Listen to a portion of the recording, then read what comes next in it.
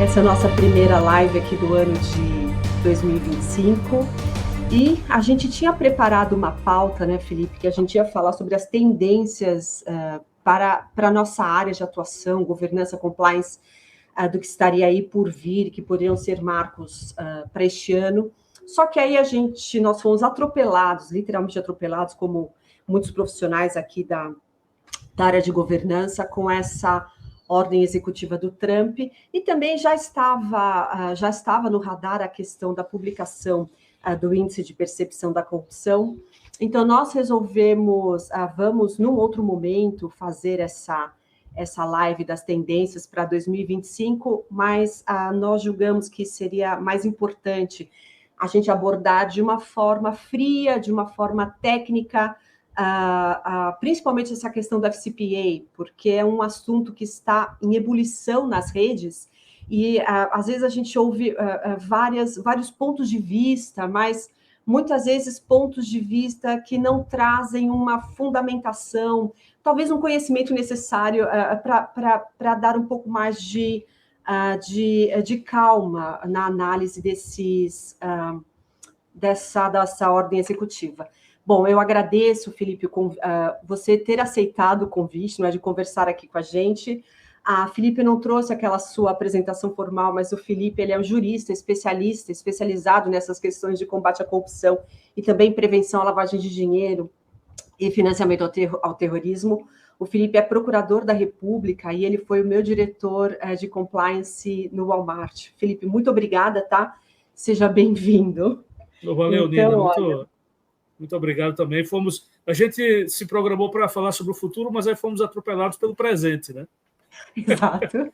Com vários anúncios aí. Exato. Com vários anúncios críticos para a nossa área de anticorrupção. Sim, uma semana um pouco difícil, né? Queda 2 ou 3 anos consecutivos de queda no índice de percepção da corrupção na Transparência Internacional, o pior índice histórico que nós já tivemos. Sim. E quer queira, quer não, essa questão do FCPA, ela tem muito simbolismo para a nossa área de atuação, né? Não só por uma questão de enforcement no presente, quer dizer, uma legislação em vigor, que é sempre muito citada, nos treinamentos e nas comunicações executivas, é óbvio, o compliance ele tem uma questão de virtudes, tem uma questão de alvo, de conduta desejada, mas a gente sempre tem a cenoura, mas a gente sempre apresenta o porrete, que é o FCPA e outras legislações punitivas, né? É verdade. Tinha esquecido dessa analogia. Tem o carrot e o stick, né? Então, poxa, sim. Será que esses fatores de incentivo e de sancionamento, será que eles estão calibrados no presente? Como é que isso vai ficar no futuro? Muita angústia. O que eu tenho também notado, minhas redes também não param de pessoas comentando, de dúvidas, especialmente para nós que trabalhamos com isso, é um momento angustiante. E eu concordo com você, assim, a gente tem que fazer uma análise calma e fria da situação, né? E acho que esse é o nosso propósito de hoje, né? Falar alguns pontos aqui sobre o que aconteceu de fato e que isso representa e impactos futuros, né? O que é que você achou da questão da transparência do índice da TI? Assim, eu até anotei aqui, assim, Felipe, eu vou dar uma, assim, já tem gente aqui comentando, César, bom dia, José Guimarães, bom dia, já venho aos comentários de você, José Guimarães fala, bom dia, satisfação, estão aqui prestigiando o amigo, brilhante especialista Felipe Danta, seja bem-vindo, José Guimarães, César Álvares Ferreira, o nosso César da Compliance Pedia, muitíssimo obrigado, olha, ele já pimenta pessoal, bom dia. Mas a gente deixa para depois, tá, Felipe? O César mencionou o seguinte: sou a favor da resolução do Trump. Faz repensarmos, ou talvez faz sentido repensarmos o FCPA. Já voltamos a isso, tá, César? Então, assim, a questão da. Então, assim, Felipe, eu fiz aqui uma abertura até para a gente posicionar todo mundo, colocar na mesma página, né? Primeiro ponto, a questão do índice de percepção da corrupção, o Brasil registrou 34 pontos, era isso que o Felipe estava falando, do menor índice, a pior nota que o Brasil já recebeu desde o começo das atribuições das notas para nós. Então, com isso, ele ficou na 107ª posição entre 180 países avaliados. É um relatório longo, não é? Talvez valha a pena até a gente fazer uma específica, né? Não, eu acho que merece, longo. merece uma específica também. E caímos de 36 pontos, 2022, 38, 2023, 36, 2024, 34 pontos. Assim, uma queda bem assim, substancial, né? Quase 10% de um ano para outro. Né? E quando a gente... assim, eu fiquei triste com algumas reações que autoridades brasileiras tiveram ao relatório. É claro, a questão política sempre permeia, né? Devidamente ou indevidamente vai estar envolvida, mas tivemos aí autoridades dizendo que o índice da transparência é conversa de boteco, outras autoridades dizendo que é um índice preguiçoso, que não tem metodologia, e eu discordo. É claro, o índice, para quem lê os documentos, vai estar lá, o índice ele tem uma série de ressalvas, autorressalvas que eles próprios fazem. De que e é um documento robusto, né, Felipe? Não é um documento sem fundamentação, eu acho que é. Não é achômetro. Isso, e é um índice de percepção, ele mede percepção da corrupção. Isso não significa... Eles são muito categóricos, eles colocam uma série de disclaimers sobre isso. Sim. O fato de um país estar mal no índice não significa que ele seja mais ou menos corrupto que outro país que esteja numa posição melhor. Mas a metodologia é séria, quer dizer, acho que são mais de 10 índices diferentes, que não é a transparência que produz esses índices, então são índices independentes. O que a transparência faz é que ela pega as questões de corrupção desses vários índices, então tem índices sobre democracia, índices sobre direitos humanos, índices sobre liberdade econômica, sobre governança. A transparência internacional, ela pega e anticorrupção é um componente relevante dessas várias métricas. Então a transparência ela pega essas partes, tem várias coisas, vários componentes. Ela pega riscos, mapeamento de riscos nacionais, setoriais e regionais. Então a transparência pega esses números e ela tem uma metodologia muito apurada para equalizar e fazer uma análise estatística de como esses números se conversam entre essas metodologias. É daí que nasce o índice de percepção da corrupção. Da corrupção, então, assim, exatamente.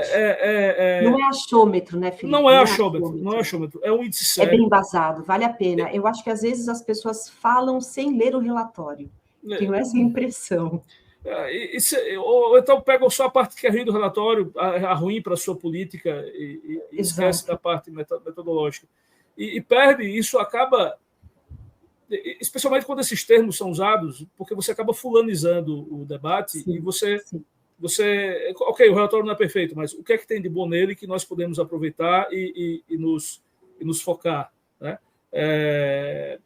Por exemplo, uma das questões colocadas, e aí a transparência também é muito vocal na defesa, mas tem alguns pontos que chamam a atenção. Uma questão lá de que, das várias falas sobre anticorrupção, sobre corrupção, autoridades brasileiras só falam de corrupção para criticar a anticorrupção. Isso acaba pesando na análise do contexto, e eu acho que casa esses movimentos daqui do Brasil, dessa reação, se casa com alguma parte com o Trump, apesar de serem os vetores políticos hoje serem opostos dos dois países, dos mandatários, mas é como se fosse um espinho na carne, no sentido de que, falar de corrupção sempre é uma coisa ruim para as autoridades que estão no poder. Sempre uma coisa que causa algum desconforto, não é? Algum desconforto em alguma medida. Né? E, claro, isso e as medidas que um lado adota, o outro lado político sempre vai instrumentalizar na sua luta política sem prestar atenção aos fundamentos. Né? E aí eu acho que a gente viu isso agora, nessa semana, com as reações. tanto ao memorando da Procuradora-Geral, da Advogada-Geral, Pam Bondi, como também contra a Ordem Executiva da Transação Literal. Talvez a nossa correspondência com o nosso sistema jurídico seja bom chamar de um decreto. Um decreto presidencial, né? Um decreto presidencial do Trump sobre o FCPA. Né? O memorando da Pam Bondi era mais genérico, sobre combate ao crime organizado e a cartéis. O FCPA era um capítulo. A Ordem Executiva do Trump era só sobre o FCPA. Mas, assim, o FCPA morreu? Acho que todo mundo com essa dúvida. O FCPA morreu? Foi revogado, gente. Foi revogado? Né? Não, né, gente? Não. Então, vamos colocar um pouco de ordem. Vamos tentar clarear um pouco aqui a conversa, né, Felipe? O que é que a norma realmente diz? Né? Aliás, primeiro, um ponto anterior. O que é que essa norma, essa ordem executiva, esse decreto presidencial, o que é que ele realmente é? Né? Brasil e Estados Unidos, ambos países presidencialistas, na verdade, até o nosso sistema brasileiro muito inspirado no presidencialismo americano, em termos de poderes presidenciais.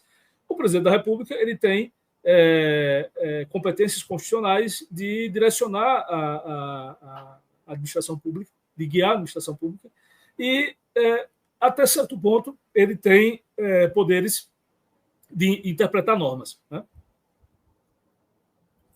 Você pode fazer, tanto lá como aqui, o presidente da República pode adotar decretos que sejam interpretativos ou decretos que dispõem sobre a aplicação de normas. E é exatamente isso que aconteceu. O FCPA não está suspenso. Tá? Também eu tenho ouvido muito essa expressão, que Trump suspendeu o FCPA. O FCPA não está suspenso. O FCPA é uma lei federal, aprovada pelo Congresso, lá como aqui, aprovado pela Câmara, aprovado pelo Senado de lá, sancionado pelo presidente. E o que o Trump fez, ele baixou um decreto que dispõe sobre critérios processuais de aplicação do FCPA. Né? Ele usa palavras duras, isso é verdade, isso eu consinto. Talvez ele tenha usado palavras duras demais, mas ele não suspende a norma. O FCPA está em vigor. Né?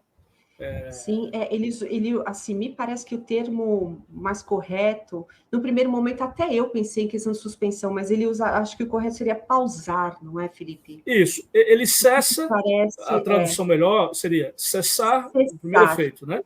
Cessar a abertura de novas investigações ou ações de aplicação do FCPA. Agora, veja, mesmo quando ele cessa, ele permite... dias, né? Isso. E mesmo quando ele determina essa cessação, ele permite que a Procuradora-Geral, que é a chefe do Departamento de Justiça, que aqui no Brasil ela tem um cargo que é como se fosse... Ela é o ministro da Justiça, mais o Advogado-Geral da União, mais o Procurador-Geral da República, num cargo só. É uma pessoa poderosíssima, um cargo poderosíssimo. Então, a abertura de novas investigações ou ações de aplicação está pausada, a menos que ela abra uma exceção.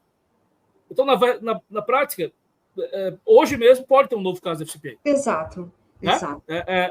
O que aconteceu, e aí é uma coisa que o profissional brasileiro tem que ter em mente também de diferenças de sistemas.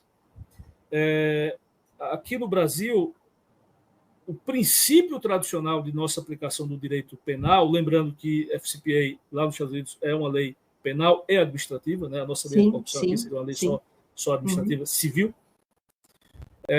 O princípio do direito penal lá não é o nosso princípio da disponibilidade da ação penal ou de obrigatoriedade da apuração e da investigação.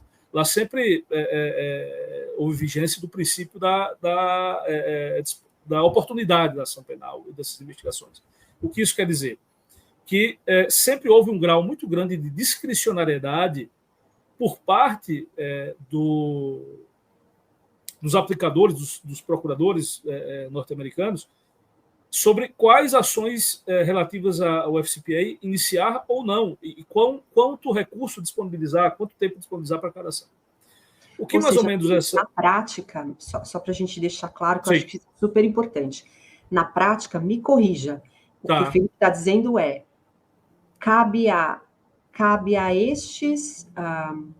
advogados ou executores escolherem quem eles vão processar e sob quais fundamentos, quais dispositivos do FCPA que eles vão utilizar. E quanto recurso disponibilizar em cada caso? Cabia. Ou seja, né? É uma escolha. Cabia. Isso, cabia. Com essa ordem executiva... Sem muita fundamentação, né, Felipe? Acho que é importante ficar claro isso. Sem ter que justificar muito. Sem ter que justificar muito. Sem ter que justificar muito. Veja, quem já teve contato com essas autoridades de fora, e inclusive eu não posso falar muitos detalhes, porque alguns dos casos que eu atuei, a maioria está em sigilo ainda. Mas a revista Consultor Jurídico, o portal Consultor Jurídico, lançou 1 ou 2 dias atrás um compilado de artigos acadêmicos sobre esse tema, muito interessante. Com viés eu discordo, com o qual eu discordo, mas os fatos são verdadeiros, de que há um campo de investigação acadêmica muito grande, e eu posso dizer que, minha experiência pessoal, eu corroboro, eu vivi isso, que esses artigos apontam, de que há uma opacidade nos critérios pelos quais os casos são escolhidos e são priorizados. Tá? Isso sempre houve, essa opacidade, e isso sempre deu aso a questionamentos sobre em que medida o FCPA, uma lei transnacional, né? o que do ponto de vista geopolítico e nacionalista já causa receios, né? Por exemplo, até na nossa experiência aqui no Brasil, vários casos em que a UFCPA tangenciou com a Lava Jato, as defesas da Lava Jato sempre foram muito vocais, alegando que o FCPA é uma forma dos Estados Unidos quebrar as empresas brasileiras para eles assumirem o controle do comércio. Veja, se isso é verdade ou não é o mérito, mas isso é falado, isso é discutido. Então, essa discricionalidade, essa opacidade... Se não é claro... Se não é claro, gera dúvidas. Exatamente, se não é claro, gera dúvidas. É meio óbvio. Isso. E quem está defendendo vai defender da forma que conseguir, o argumento melhor que ele conseguir veicular. Isso. E o réu, o advogado gosta de usar qualquer argumento, né? E está no seu direito e está certo. Ainda mais um bom argumento, né? Isso, para defesa de direitos, isso tem que ser feito. Então, nesse ponto, o memorando ele traz coisas muito positivas. Porque, veja, essa questão de a advogada-geral, a procuradora-geral, decidir quais casos, criar exceções para iniciar novos casos ou novas ações, isso é temporário, pelo prazo de vigência da ordem do decreto. Eu não sei se após esse prazo, se vai continuar a autoridade com ela. Pode ser que essa autoridade vá para desescale para uma hierarquia inferior mais técnica, não é? Do Ministério, do Departamento de Justiça. Pode ser. Mas, por enquanto, está com ela. Mas isso é bom, assim, nesse ponto. Quer dizer, é uma espécie de freio de arrumação. E o segundo ponto do decreto,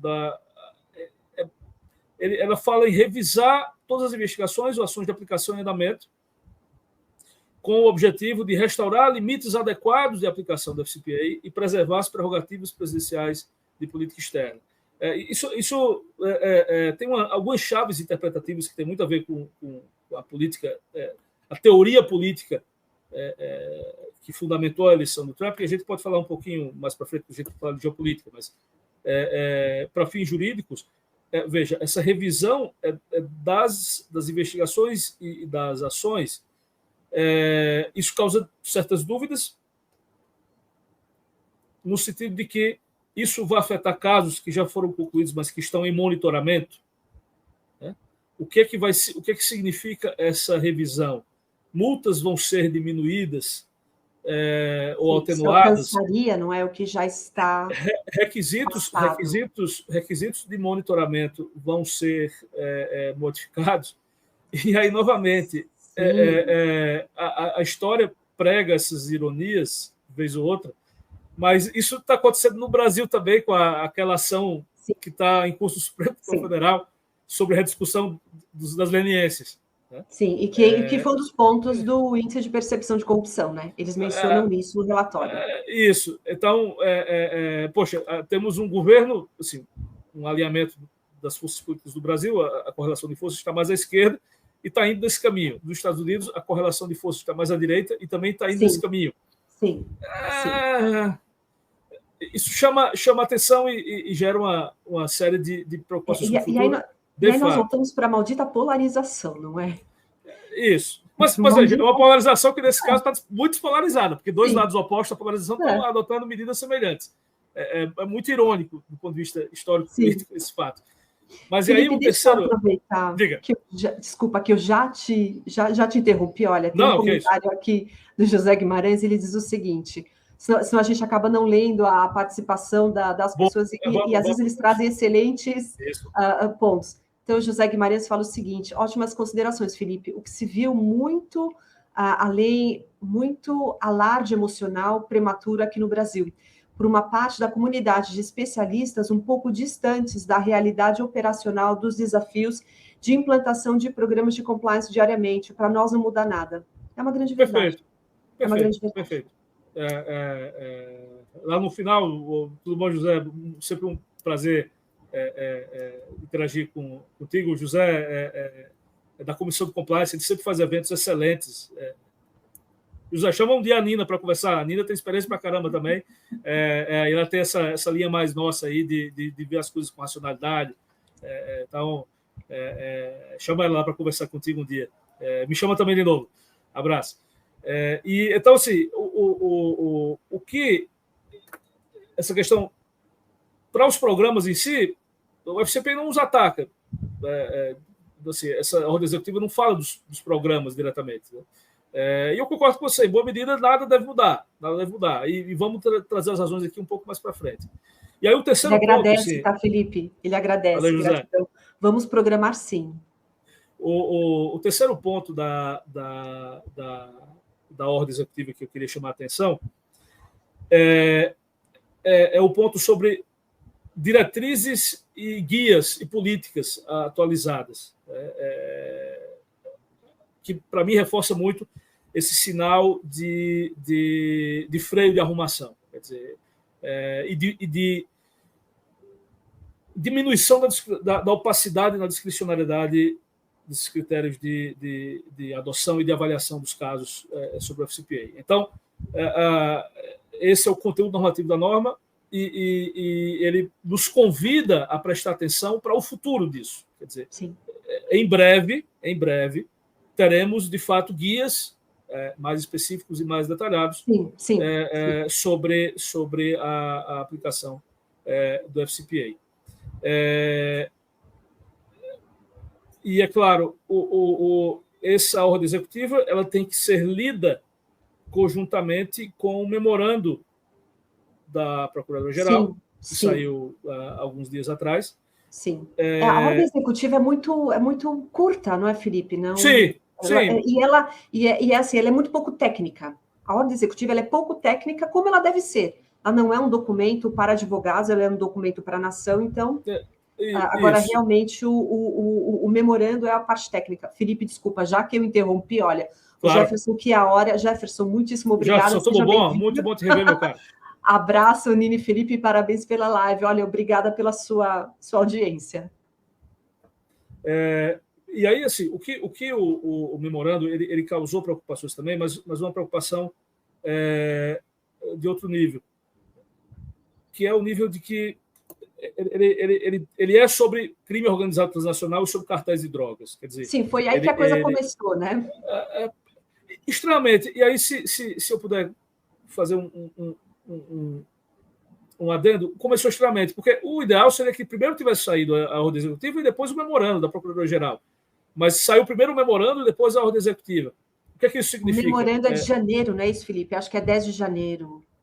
Eu acho que é um pouco mais recente. Eu vou dar uma olhada. É da semana passada ou de 2 semanas atrás. Talvez seja no final de janeiro. É 5 de fevereiro. 5 de fevereiro. 5 de fevereiro. 8 dias atrás, 6 dias antes da ordem executiva. Então, esses dois documentos não se conversam muito, né? Mas, enfim, qual a posição do FCPA no memorando da Procuradora-Geral? Desculpa, e os documentos a gente vai deixar à disposição de vocês, tá? Depois eu coloco o link que a gente, para projetar, perfeito. A gente viu que vai ficar muito pequeno. Felipe, desculpa de novo, tá? Tiago Bueno Vaz, excelente, necessária live. Muito obrigada, Tiago. Obrigado, Tiago. A gente chama de memorando, né? Mas talvez para nós traduzirmos a relevância desse documento para a nossa realidade jurídica aqui do Brasil, ele tem talvez o status até de uma portaria normativa de um ministro de Estado, quer dizer, porque ela disciplina, ele é um comando do ministro, ela não tem o tipo de ministro, mas tem equivalência, né? Ela responde diretamente ao presidente e responde por o que seria no Brasil 3 ministérios. E é um comando dela para os órgãos a elas coordenados, as diversas procuradorias e departamentos, inclusive o FBI, de como eles devem tratar a questão do crime transacional e dos cartéis. Novamente, um ponto muito discutido na campanha do Trump e muito relevante para fins de segurança nacional, aquela questão da fronteira, México, a questão da epidemia de opioides, a questão da violência dos cartéis que algumas cidades dos Estados Unidos passam, problemas com armas, com tráfico de drogas. Então, o memorando ele tem muito essa cara. E o que ele fala sobre o FCPA é mais ou menos que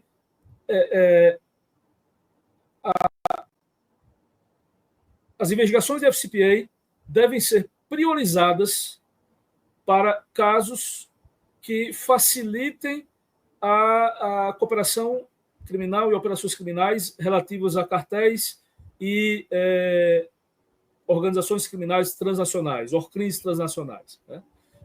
Isso tem um pouquinho de significância geopolítica também, a gente pode falar um pouco mais para frente, mas o que ela diretamente fala é isso, ela dá esse comando de priorização das investigações do FCPA para esse tipo de crime. E isso toca muito o nosso mundo de anti-lavagem de dinheiro também, porque também a anti-lavagem de dinheiro ela surge como um delito fazendo parte de uma política criminal focada em capitais ilícitos, mas o objetivo principal dela é facilitar das leis de lavagem de dinheiro, é facilitar o processo de condenação nos casos em que as organizações criminosas, pela sua natureza mais fechada, mais secreta, né, a máfia tem aqueles pactos de sigilo, tem níveis hierárquicos para facilitar a proteção, em que você, sem conseguir provar o crime antecedente, você pune as cadeias mais altas das hierarquias criminosas pelo capital que elas têm, que elas movimentam sem justificar, né? Então, a lavagem de dinheiro é um crime que surge para isso, mas que com o tempo, com o passar dos anos, ela evolui. Eu vou colocar evolui porque eu não acho que tenha sido evolução.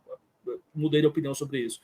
A lavagem de dinheiro começa punindo só lavagem de capitais decorrentes de drogas, depois passa para outros crimes organizados, depois passa para uma lista de crimes, dos quais alguns crimes de colarinho branco estavam fora, tipo crimes tributários. E, mais recentemente, alguns anos atrás, no Brasil e no mundo, houve um grande movimento para retirar a lista de crimes antecedentes de lavagem de dinheiro. Então, qualquer crime que gere um capital hoje, esse capital sendo lavado, quem pratica isso pratica 2 crimes, o crime antecedente e o crime de lavagem de dinheiro. Exatamente. O que, para fins de direito penal tradicional, é um problema teórico que talvez gere dosimetrias elevadas, porque sempre havia a doutrina de que se você roubava algo e você gastava o dinheiro que você roubou, que você assaltou, esse crime de você transportar o dinheiro, de usar o dinheiro, estava subsumido na conduta principal do crime antecedente. Você realmente era punido por aquilo que você praticava. E há várias críticas a esse movimento, essa mudança, desse foco da lavagem de dinheiro para qualquer crime, porque você erode essa dosimetria mais clássica, que, de certa forma, tem um viés garantista, que não é de todo mal para a preservação de direitos. E você meio que... As pessoas não gostam dessa palavra, meus colegas não gostam dessa palavra, mas assim, você gera uma preguiça nos promotores, porque é muito mais fácil você processar... Pegar o maior... Né? Lavagem de capitais, do que, às vezes, você processar, fazer prova do crime antecedente. Né? Mas, enfim. Então, até porque a lavagem de capital é mais... A obtenção das provas, hoje estamos num mundo altamente... digitalizado. Digitalizado é mais fácil, né? Está ali. Isso, os programas e você vai atrás de um COAF, o Bacen, aí você consegue... Isso. E os programas de prevenção à lavagem de dinheiro das instituições financeiras estão muito desenvolvidos, muito sim, estandarizados. O Know Your Customer está em todo lugar, até já no mundo dos criptoativos. Quem opera no Brasil já está acostumado com isso. As pessoas não levam o COAF tão a sério quanto deveriam. Isso. E às vezes, enfim, a gente pode falar de criticar a lavagem de dinheiro para o dia todo. Há quem diga até que o foco muito grande da lavagem de dinheiro faz com que os criminosos que enriquecem com o crime organizado, eles, ao invés de pegarem o dinheiro e colocarem em mercados lícitos, eles reinvestem do crime, porque não tem onde gastar. Assim, tem várias barreiras para gastar e o dinheiro acaba voltando para o crime e piorando. Sim. Mas isso é outro debate, isso é outra discussão. Então, assim, para fins... esse certo movimento de você subordinar essa atuação financeira, esses músculos persecutórios mais ativos, você direcionar para crimes mais graves, isso é um movimento que está claramente nas entrelinhas desses dois atos, tanto da ordem executiva quanto do memorando Bond. Eu acho que a ordem executiva menciona isso claramente, Felipe.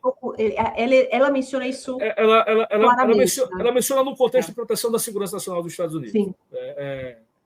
De que é importante que os Estados Unidos tenham uma liderança de mercados e tenham acesso a minerais, a portos, a gargalos geopolíticos e a política persecutória extranacional dos Estados Unidos vai agora ser subordinada a esse tipo de imperativo. Né? É isso. Assim, a norma, acho que a essência jurídica da norma é essa. Né? Efeitos práticos que a gente pode pensar.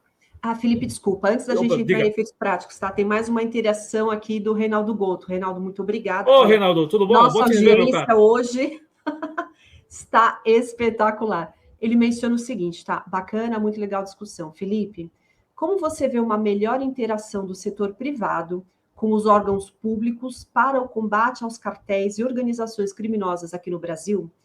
Não podemos avançar no combate ao desmatamento ilegal, garimpo ilegal e grilagem? Sim. Eu acho que... Enfim, a gente está escutando muita coisa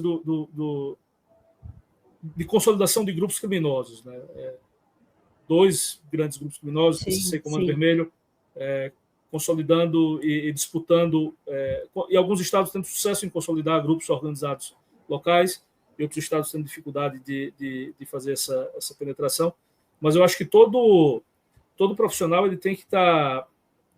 Toda empresa, hoje em dia, em contextos de investimento, de receber investimento, tem que ter um Know Your Customer semelhante, talvez, ao que as instituições financeiras fazem, e é bom procurar profissionais que possam auxiliar nesse processo. Se você estiver recebendo investimento, você estiver sendo investido. Eu digo até para além das questões reputacionais. Felipe, sabe uma coisa que eu estava vendo, e eu acho que vai acontecer no Brasil? Eu acho que o ouro, em algum momento, ele vai ser regulamentado como, por exemplo, minerais de conflito, sabe? Para você poder comprar, por exemplo, ouro, que é uma coisa que pega em cheio, essa questão de desmatamento ilegal e garimpo ilegal e grilagem. Por exemplo, a origem do ouro, ela vai ter que vir certificada. E as empresas que comprarem de empresas não certificadas sofrem punições. Eu acho que já tem iniciativas nesse sentido. Tem um caso no Supremo Tribunal Federal relativo porque aí você pega essa cadeia, sabe? Tipo, minerais de conflito. Eu lembro muito disso por conta da Embraer. Que a Embraer ela fazia aquisição daqueles 3, Tântalo, eu não consigo lembrar dos outros 2, mas se a gente comprasse naquela época de fornecedores que não estavam devidamente certificados, era uma dor de cabeça, uma multa enorme. Eu acho, assim, eu já defendi isso, viu, Reinaldo? E eu acho que é uma coisa que tem que acontecer no Brasil. A gente tem que implementar esse tipo de regulamentação, esse tipo de certificação e realmente fiscalizar e multar. Desculpa, acabei interrompendo. Não é pontos relevantíssimos. Eu acho que essa pergunta do Goto chama atenção também para outro detalhe do memorando. Quer dizer, a gente escutando muito de que é muito focado em drogas e em cartéis, mas o memorando fala cartéis e ORCRIMs transnacionais, organizações criminais transnacionais, e que não necessariamente elas lidam só com drogas, né? Elas podem lidar com tráfico de madeira de espécies protegidas, por exemplo. O que, inclusive, se nós olharmos o histórico de relação de cooperação persecutória Brasil e Estados Unidos, há muitos casos o mercado americano é um grande comprador, eles usam muito madeira, sim. E há muitos casos de operações conjuntas para coibir o tráfico de madeira oriunda de desmatamento de espécies protegidas. Exato. E aí, assim, eu acho que outros efeitos históricos, outros efeitos práticos que a gente pode esperar, enfim, até agora a gente falou só da teoria, né? Assim, o que a gente acha que pode acontecer em relação à aplicação desses itens da ordem executiva. Eu acho que uma questão de números assim, vai ser essencial os profissionais de compliance ficarem atentos aos números de casos, né? Porque assim, não há muitos casos por ano de FCPA, e a média há alguns anos isso é verdade. E a média em alguns anos está caindo. Né? São 20 e poucos casos por ano, se não me engano. Eu até esqueci de olhar agora para 24, quantos fecharam, mas não são muitos casos. Né? E há alguns anos a média era 30 e poucos e anualmente estava em 20 e poucos. Né? Já estava em decréscimo. Né? A gente tem que prestar atenção. Obviamente, números podem indicar uma tendência. A discricionalidade de apuração e de decisão sobre vai ter um caso ou não vai ficar mais elevada. Eu acho que, ainda que nos próximos 180 dias, quando sair da Procuradora-Geral, eu acho que não vai ficar mais nas equipes individualizadas, eu acho que vai ter um nível mais alto de decisão hierárquica sobre isso. E talvez haja, mas isso é muito filigrana, é mais para o pessoal que lida com casos do lado do governo. O memorando da PEMBOND, ela fala de uma questão de que os casos de FCPA, eles têm unidade especializada em FCPA, mas ela fala que nos casos de cartéis e ORCRIMs, quem vai lidar com o FCPA vai ser os escritórios especializados nas ORCRIMs em drogas, por exemplo. Não vai ser mais o pessoal especializado em FCPA. Então, talvez haja alguma mudança interna de guichês que vão lidar com esses casos, mas isso é algo mais detalhado. Prestar atenção nos guias a vir, né? Esses livros que vão ser publicados. Tem um tom no manual, na ordem executiva, uma frase que me chamou muito a atenção, que deixa eu ver se eu acho aqui, fazer uma tradução macarrônica. A autoridade do presidente em política externa está intrinsecamente ligada à competitividade econômica global das empresas americanas. A segurança nacional do Israel depende em grande parte da capacidade do país, de suas empresas, de obter vantagens estratégicas em setores essenciais, como minerais críticos, portos de águas profundas e outras infraestruturas ou ativos-chave. No entanto, a aplicação excessiva e imprevisível do FCPA contra cidadãos e empresas americanas pelo próprio governo dos Estados Unidos, devido a práticas comerciais rotineiras em outros países. Esse trechinho que está lá na introdução, ele não é um trechinho normativo, ele está lá na introdução, mas, poxa, dá para a gente extrair coisa para caramba daqui em achismo, né? Mas é um achismo educado, né? Eu acho que o primeiro ponto, ele cita alguns setores, minerais críticos, portos de águas profundas e outras infraestruturas ou ativos-chaves. O que é que podem ser infraestruturas ou ativos-chaves? Geração de energia, transmissão de energia, Big Data. Né? Infraestruturas ou ativos. O mercado cripto é um ativo-chave, casando agora no fundo soberano que o Trump mandou criar, e ele manda que haja ativos cripto nesse fundo. Então, eu, como analista, prestaria atenção nesses setores, assim, desenvolvimento sobre esses setores, empresas americanas nesses setores, e talvez as empresas americanas vão ser beneficiadas, mas empresas não americanas relevantes desses setores têm que ficar muito preocupados, né? Sobre o enforcement que vai vir ou que, Pronto, que Felipe. pode Aí eu não tenho vir uma para dúvida. empresas americanas e que pode vir para empresas estrangeiras. Diga, sua dúvida. Felipe, eu tenho uma dúvida, exatamente isso, porque eu acho que em algum momento ele levanta, ele pausa os efeitos para entidades, empresas americanas. Eu acho que ele menciona isso. Eu acho que está E aí eu pausado para fiquei todo. Não, confusa. ele menciona no fundamento e pausa para todo mundo. Tá, mas eu fiquei confusa, eu falei assim, ok, porque assim, nós temos, por exemplo, o mesmo caso da Embraer que eu falei, ela é uma empresa Sim. brasileira, mas ela está dentro da competência do FCPA, porque ela tem as ADRs na Bolsa de Nova York, e ela tem a unidade de produção lá em Miami, ou seja, ela não é americana, mas ela está dentro da competência americana, ou seja, foi pausado para as outras e para ela não, o Walmart é americano, foi pausado para o Walmart, não foi pausado para a Embraer, ou foi para todo mundo? Foi pausado para todo mundo. Todo mundo, ok. Foi pausado para todo mundo, mas sendo realista, eu acredito... eu não sei, eu sinceramente... Eu acho que eles não vão fazer isso, tá? Tá. Até porque isso colocar pode... o foco em estrangeiras. Porque, vamos lá, o que a gente está falando aqui, pessoal? A gente está falando de distinção entre empresas de capital americano Boa. E empresas com capital nos Estados Unidos. É disso que a gente está falando. Tipo, Embraer e Petrobras são empresas de capital brasileiro com capital nos Estados Unidos. Tá? Existem empresas que têm a sua origem cultural, histórica, o seu capital, tá? Nos Estados Unidos. Microsoft, Twitter, enfim, Walmart.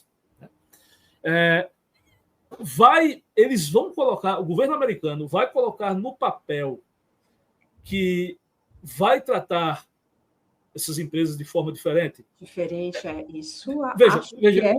Veja, de certa forma já colocou no papel, mas colocou no papel como num nível de uma preocupação de política externa. E o presidente americano aqui está claramente dizendo que ele vai batalhar o quanto ele puder, com os poderes que ele tem, os recursos que ele tem, pelas empresas americanas. Sim, para proteger o mercado americano. Isso. Ok. Foi a minha impressão. Isso. Agora, eles vão colocar no papel que eu digo, nos guias posteriores, exatamente que isso. vai ter que vai ter esse tratamento favorecido. Diferenciação, né? Eu duvido. Eu acho que não. É ilegal, não é? Até porque seria... causaria esse ponto mais... Não, lá dentro deles eles podem fazer um monte de coisas, porque essa questão dos poderes constitucionais do presidente lá são muito levadas a sério, mas isso causaria uma série de repercussões jurídicas nas poucas convenções internacionais dos quais os Estados Unidos fazem parte. Porque isso é uma característica da diplomacia americana. Eles quase nunca se submetem a tribunais, e a órgãos de arbitragem, né? Mas isso causaria problemas para eles, por exemplo, na própria OCDE e na Organização Mundial do Comércio. Sem dúvidas. Sem dúvidas. Só para citar dois... o fair play iria pela... Só para citar dois órgãos relevantes. Por isso que, na minha opinião, a chave interpretativa para essa distinção está nesse trecho que eu falei, da Executive Order, na parte que eles falam de aplicação excessiva e imprevisível do FCPA. O imprevisível a gente já sabe que vai ser remediado com os guias e com a diminuição da discricionariedade. Ele já disse como vai resolver isso. Né?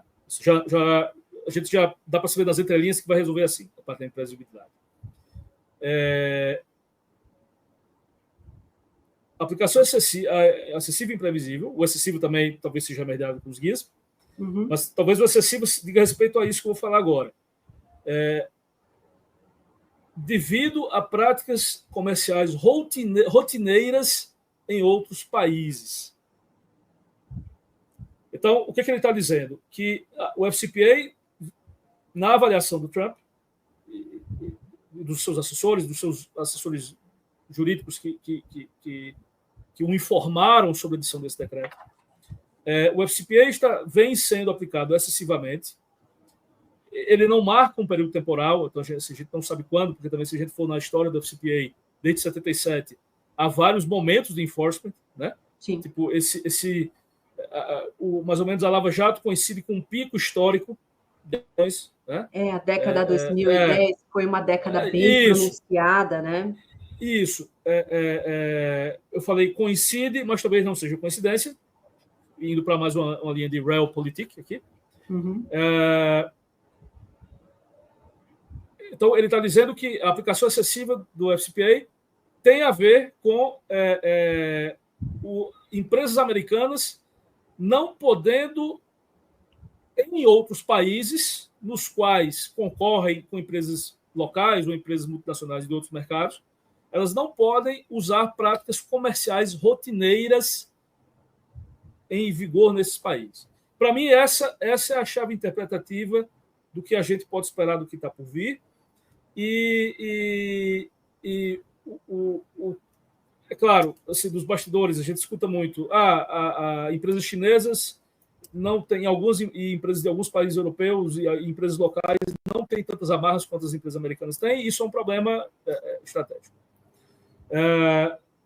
E eu acho que a chave do que eles querem, do que a linha política do Trump quer, está nessa questão dessas práticas comerciais rotineiras. Agora, veja, a partir desse diagnóstico, outros pontos de interrogação surgem. Essas práticas comerciais rotineiras... Felipe, desculpa, deixa eu interromper, que eu acho uma coisa importante, claro. Até para uma pessoa mais prática como eu. E essas práticas não aceitas, nós não estamos falando de suborno, né, Felipe? Não estamos falando de suborno. É aí que a coisa complica. Porque essas práticas comerciais rotineiras, a norma não fala se elas são lícitas ou ilícitas. Tá. Automaticamente, quando a gente vai para a jurisprudência, para a lei do FCPA e para a jurisprudência do FCPA, isso automaticamente nos chama a atenção a três conceitos sobre que são possíveis defesas que podem ser empregadas no caso do FCPA, que é a questão dos pagamentos de facilitação. Sim. Vamos na ordem de gravidade, né? O que a gente está falando? Você pode ter, num nível mais baixo, um nível menos grave, um pagamento de expedição, um pagamento para a celeridade. Né? Celeridade, Por exemplo, que é algo rotineiro e que é algo previsto. Por exemplo, não me ocorre nenhum exemplo prático pagamento de agora. Não é o de facilitação ainda. É do tipo assim, você protocolou uma licença ou você pediu um passaporte. Você pode... Pronto, um exemplo real. Eu renovei meu passaporte, eu renovei meu visto americano ano passado. Havia uma possibilidade de fazer um pagamento para que eu recebesse o visto em casa. Ok. Eu não precisaria voltar na embaixada. O consulado português tem até um pagamento que você recebe antes. É uma taxa emergencial. Pronto. Perfeito, taxa emergencial, perfeito. Está previsto lei, tem regulamento, você paga, é igual para todo mundo. Todo mundo pode pagar. Isso é importante, né, Felipe? A importância é todo mundo pode pagar. A diferença disso para um suborno se é só você que paga, é suborno. Todo mundo pode pagar, é um pagamento de exceção. Isso. No nível seguinte, você tem o pagamento de facilitação. O que é isso? É um pagamento para que algo seja priorizado e o contexto dele é mais fluido. Pode ir desde as situações em que, por exemplo, você para obter uma licença, você precisa que um fiscal visite sua fábrica. Só que o fiscal diz para você, olha, eu não consigo visitar sua fábrica esse mês, porque eu vou precisar viajar e o órgão público está sem dinheiro para pagar minha viagem e minha diária. E aí você diz, tá, mas se eu pagar a sua passagem e pagar seu hotel, tudo, você consegue vir aqui fazer o serviço? Não, aí a gente consegue executar. Isso seria um pagamento de facilitação. O FCPA, para o FCPA, isso é uma exceção, então não é considerado dentro do escopo do FCPA. O problema é que quando a gente vai ver a doutrina e a jurisprudência disso, alguns casos que entram como pagamento de facilitação no Brasil seriam considerados corrupção imprópria.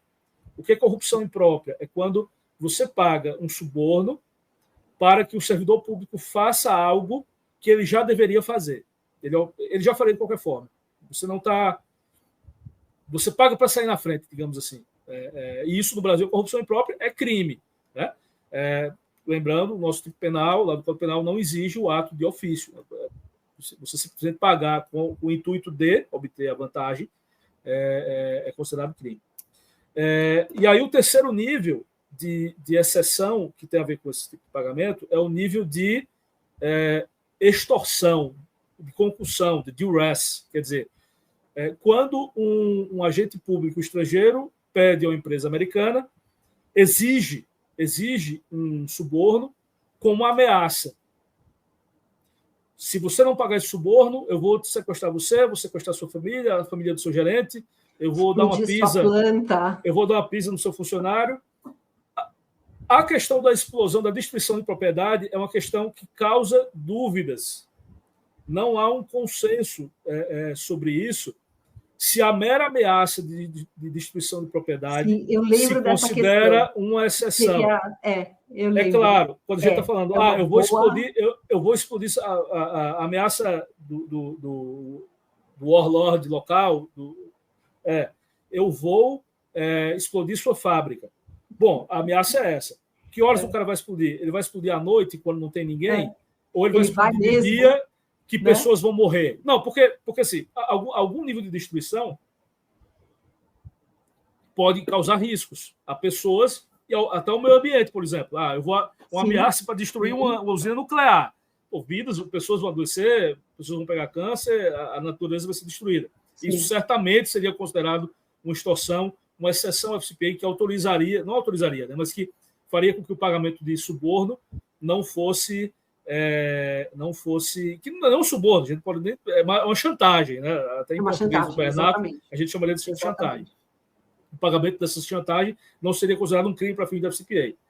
Mas aí a questão sobre destruição de propriedade, ela tem outros níveis. Por exemplo, o fiscal alfandegário, ele pede propina para liberar uma carga e a carga está uma carga refrigerada que está no sol quente. Se você não pagar a propina, você vai perder a carga. Sim. E aí, isso na exceção de extorsão ou não? Como é que vai ser enquadrado isso? Né?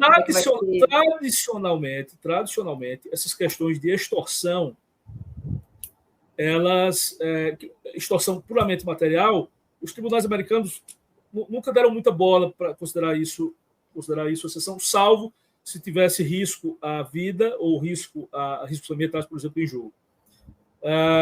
Então, aí, voltando para a nossa discussão do andamento da norma, eu acho que as práticas comerciais rotineiras vão estar envolvidas aqui, vão estar nesse limite. Vai ser questão de lobby, vai ser questão de financiamento de campanha local, vai ser questão desse tipo de pagamento, talvez questão de presentes para funcionários públicos, presentes honoríficos. Eu lembrei, brindes e presentes também é uma coisa que vai dar pano. Porque, veja, no Brasil, nós, apesar da nossa síndrome de vira-lata, nós somos um país muito desenvolvido em relação a esse de normas sobre presentes, brindes, etc. Sim. Vários países não são. Não, eu lembro os red envelopes. Nossa, eu lembro que me deu uma dor de cabeça. Pois é. Dinheiro em envelope. E é habitual para eles. Eu até posso dizer que talvez alguns estados e municípios do Brasil também não tenham, quando a gente está falando de questões mais administrativas, contratos administrativos, não tenham uma legislação tão detalhada.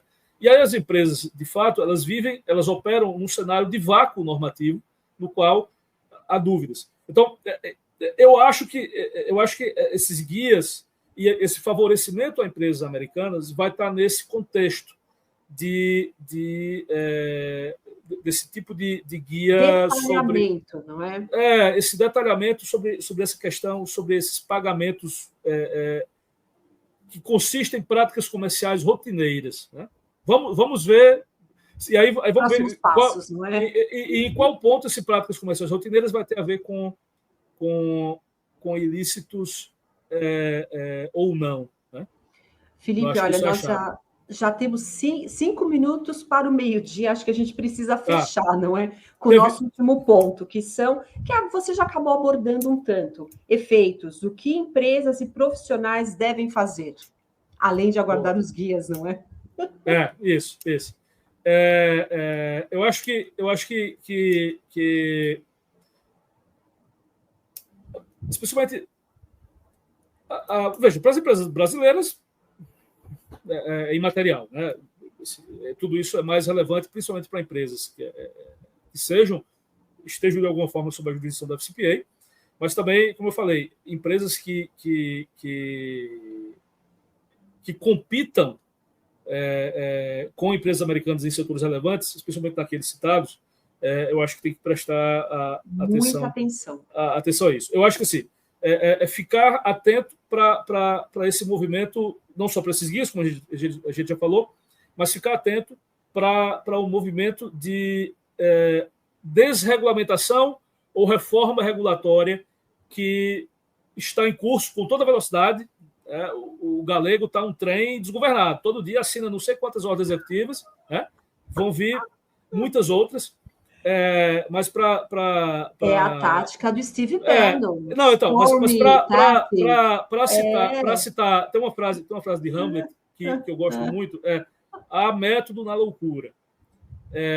E eu acho que a chave para a gente fazer uma análise despolarizada dessa questão é nos atermos aos documentos e ao corpo teórico que fundamentam esses movimentos. Então, quando a gente está falando dessa realidade de Trump, da anterior e que se fortalece nessa, a gente está falando nesse contexto desse contexto regulatório e persecutório, a gente está falando não só de reforma regulatória, mas também de desregulamentação.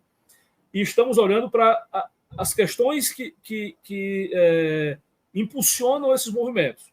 E isso a gente já viu aqui. Quer dizer, tem dois grandes fundamentos da desregulamentação. Você diminuir a discricionalidade da burocracia e você jogar mais força para os atores políticos. Né? E o fundamento disso, para a linha política mais conservadora, mais à direita, é de que todo mundo tem uma agenda. Então, se você deixar as questões regulatórias só na mão da burocracia, as coisas vão ter a agenda só da burocracia. Então, o ideal é que o que for a agenda, a burocracia cuida da parte técnica de aplicação. O que é a agenda política fica com as autoridades eleitas. Né? Isso seria uma defesa conservadora de um movimento de reforma regulatória ou de desregulamentação nesse sentido. Então, eu acho que sim, nós podemos esperar cada vez mais imperativos de segurança dos Estados Unidos direcionando essas questões políticas. Sim. Felipe, isso é ruim? Isso é bom? Cara, isso é a realidade. É o que os Estados Unidos está passando agora.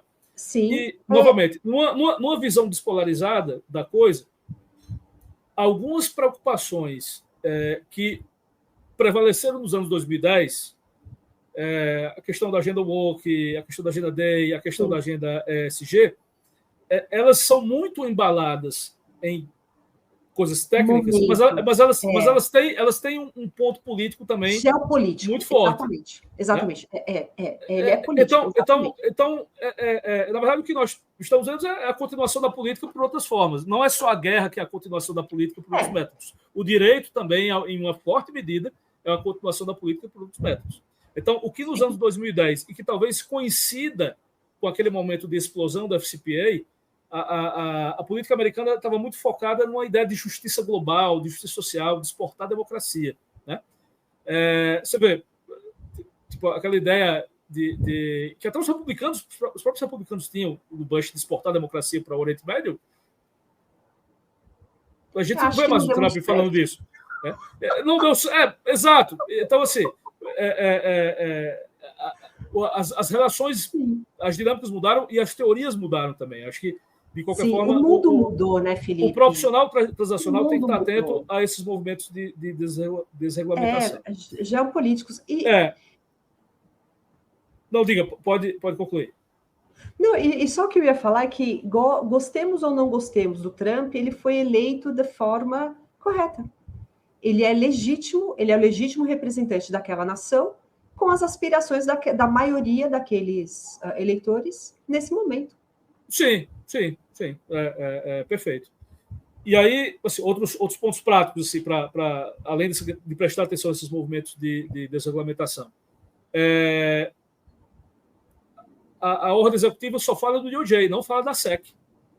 A SEC é a CVM americana. É verdade. É verdade. E ela tem competências administrativas muito sérias com a FCPA, inclusive naquela parte do programa de remuneração a denunciantes, né, dos whistleblowers. Sim, então, a SEC não foi afetada. Tudo bem, a SEC é uma comissão independente, quer dizer, ela é menos subordinada à política, mas, por exemplo, o Trump ele tem a maioria na Câmara dos Deputados e no Senado, e tem uma Suprema Corte alinhada. Então, assim, ele poderia já ter feito uma lei mudando tudo isso aí. Não fez. Claro. Vai fazer? Não sei se é porque não deu tempo, mas, enfim. Prestar atenção nos desenvolvimentos da SEC também. Porque, em alguma medida, a SEC e o DOJ trabalham muito juntos na parte de guias. Né? Prestar atenção no que vai sair conjuntamente deles dois. Uma observação muito importante que eu vi num repórter de um escritório americano, do Greenberg Traurig, a lei continua em vigor. E a ordem executiva ela tem um status mais de processo, de procedimento. O que significa que os prazos prescricionais, um fato ocorreu hoje, e o DOJ decide não processar esse fato. A empresa está segura? Não, porque a prescrição não parou de correr. Sim. Então, e a prescrição vai ultrapassar o mandato do Trump. Então, caso haja alguma reviravolta, caso a lei não mude... Mais adiante ainda dará tempo. Exato. Então, todas as preocupações legais que se tem com o compliance com a FCPA não podem ser minoradas. E aí eu chamo a atenção para outra questão que pode ter alguma questão de prática rotineira local e que dialoga muito com o FCPA, com a parte relevante do FCPA, que é a parte que muita gente esquece de falar, que é a parte da integridade contábil, a parte de Books and Records. O FCPA não é só sobre suborno, é também sobre Books and Records. Sim. E Books and Records... Onde normalmente pega as empresas, né, Felipe? Isso. E onde geralmente tem um custo muito grande para você ter os Books and Records adequados. Conversa muito com a outra legislação americana, que é a SOX, que está plenamente em vigor. Até agora não houve nenhum guia específico sobre SOX. Mas que talvez possa ser algo modulado na parte de práticas comerciais rotineiras locais. Nós já trabalhamos em empresas americanas, você já trabalhou em outras empresas americanas, você sabe que um dos grandes custos da parte contábil de empresas americanas do Brasil é fazer o depara da legislação contábil local para o GAP americano, né? O General Accounting Principles. Então, será que vamos ver aí alguma coisa do futuro do tipo empresas americanas para suas operações comerciais no estrangeiro vão estar dispensadas de seguir o padrão americano da sua contabilidade? Só isso já seria um custo, uma economia enorme para essas empresas. E acho que, finalmente, assim, uma última observação prática, para não estourar muito tempo, como eu falei, eu vou terminar com a frase que eu falei lá no começo. Quer dizer, quando a gente fala de programas de compliance, nós falamos de incentivos, né, a cenoura, as virtudes, redução de riscos, melhor conhecimento do negócio, prevenção a fraudes internas, que o compliance, as práticas de compliance acabam impulsionando, vis-à-vis a parte das punições, né? Então, a cenoura e o porrete. Eu acho que todo profissional do compliance ele tem que talvez tirar um tempo agora, virado de ano, avaliar seus treinamentos, avaliar suas comunicações internas e modular a parte dos porretes e falar mais dos incentivos, talvez, se for dar um foco maior na parte dos da cenoura, das virtudes, dos efeitos benéficos internos de prevenção de fraudes e minoração de riscos. Com a grande ressalva sempre de que a lei brasileira está em vigor, a Convenção da OCDE está em vigor e mais de 40 países do mundo têm leis que punem corrupção transnacional e corrupção por pessoas jurídicas. Né? Então, o FCPA é só uma delas. As convenções internacionais, né? Exatamente. Então, olha, Felipe, eu acho que de pontos práticos seriam esses. Seriam esses. Olha, desculpa, vou aqui a Danilo, o Danilo Bruno, também o nosso Danilo da Compliance Speed. Danilo, tudo bom? O César fez até um comentário antes, desculpa, sobre os casos do Walmart, possivelmente naquelas questões de pagamento de facilitação ou das ameaças, eu esqueci os expenditures, acho que devia ser nesse sentido. Danilo, lembrando que alguns dos maiores casos de corrupção são oriundos de empresas de bandeiras escandinava, alemã, americana, sim, é verdade. E o Peter Stradiotto foi meu primeiro diretor de compliance na Embraer, Peter.